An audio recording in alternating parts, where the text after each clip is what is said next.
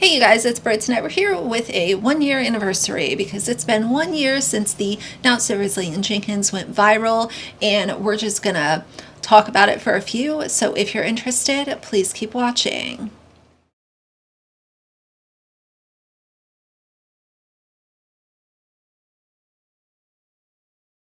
All right, you guys, now I will have a longer form video coming this week reacting to all of the nonsense that Steph and Drew have been posting, but I figured let's just see kind of where we are right now since it has been 1 year since they initially went viral. Of course, this video, along with many others, will be in the playlist that y'all can get caught up on if you care to. But Steph and Drew initially went viral from his 1 bedroom apartment where they had way too many children. Neither of them were working. Steph was relying on social media to allow her to go viral so that they could get out of the 1 bedroom apartment and into a bigger home that could properly house all of these children that she could not stop creating. Fast forward 1 year, they have gotten evicted. They have been in a homeless shelter for over 6 months now. Time is ticking on that. They've also been exposed as animal abusers. They've had numerous citations for the abuse and neglect of their cats. And now it's also been shown that yes, they do have a cat in their homeless room shelter. I'll put that video right here.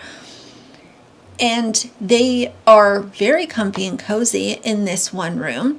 They went from having a bedroom and an extra room to just having a room, and they are just snuggled up in that room with no will to do anything better because, as I've said from the beginning, Steph is expecting somebody to swoop in and save her, give her a house, give her money to furnish the house, continue to collect EBT benefits, SNAP benefits, not have to pay for anything, not have to go get a job, and she is just going to continue to lay on her back and make grotesque content that is not worth anything, even though she's tried to tell people that they should subscribe for more content. We don't even want to see or are entertained by the content that you're posting for free. Those people that had subscribed to her were only morbidly curious about the nonsense that she would put behind a paywall. A bunch of them ended up, losing what interest they did have, even if it was a negative interest in her. And here we are. Over a year later, they are in no better of a position than they were when they first went viral. They have been exposed as terrible people, terrible pet owners, terrible parents, terrible just all around. And I always think it's a little bit of an interesting situation when you have somebody that could really utilize, let me just build a platform. Like if I could just build myself a platform, I know that I would utilize the money properly. I would make sure that I was making my life better. And if I'm not doing it for myself, I'm doing it for my child or children. There are people out there that would do really well if given the opportunity. But then you have people out here like Steph who were given the opportunity and has only been exposed as like gutless, soulless, because she had the opportunity and couldn't do a damn thing to avoid eviction and doing better for her children. But she has made all the time in the world to clap back at haters, spend an insane amount of time scrolling TikToks looking for people that are, disagreeing with her. She will clap back at them. She will go on rants and live streams and fake breakups and lie and say how the haters don't matter. That's what she has used this last year doing. And the money that she is making, in my opinion, is going to support a very disturbing habit that both she and Drew have. And if they're not going to seek help for it, this is going to only continue to snowball and get worse. When Steph first went viral, she was having articles written about her on Realtor.com. She had people buying out Amazon wish lists for her children. She had the golden opportunity that so many other people would do anything to receive, and we saw what she did with it.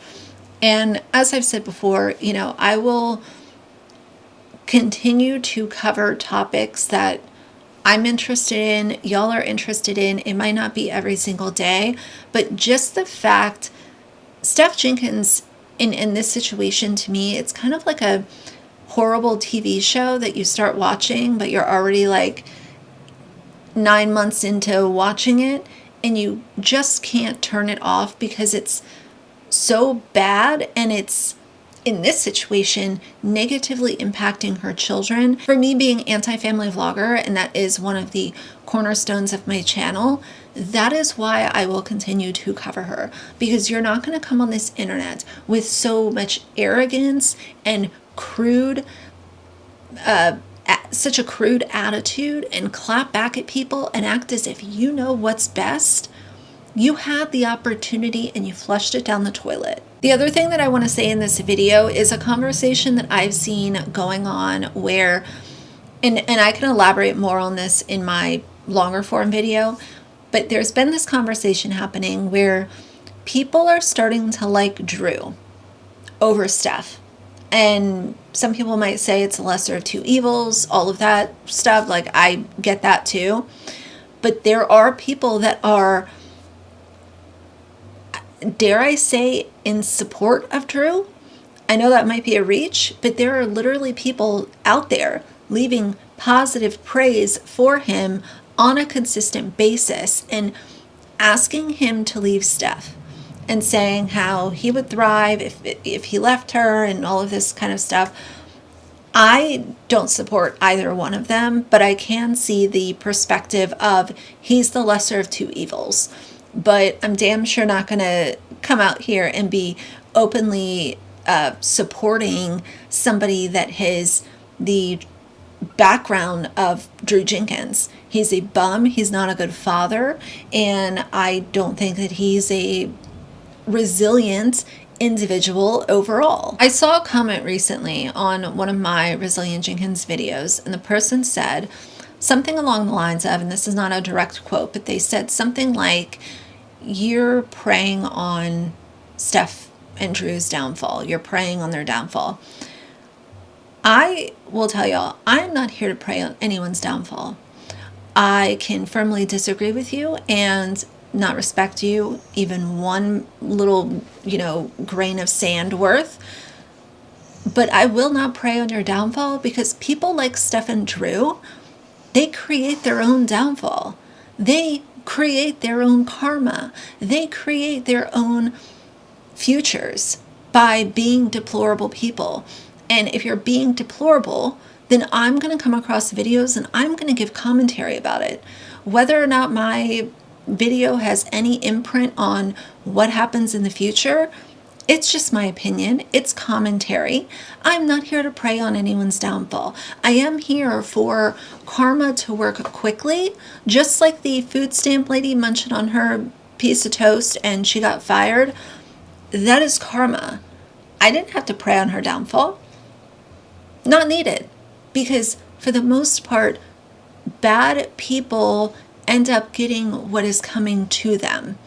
And we're just here to have a conversation about it. But like I said, I will have a longer form video coming soon for y'all. But I just wanted to put this out there because it did hit 1 year, and my God, talk about a golden opportunity just smashed into a million pieces. But I think that's it for tonight. So if you like the video, please leave a like and a comment. And if you'd like to see more from me in the future, please subscribe. I'll see you guys soon. Bye.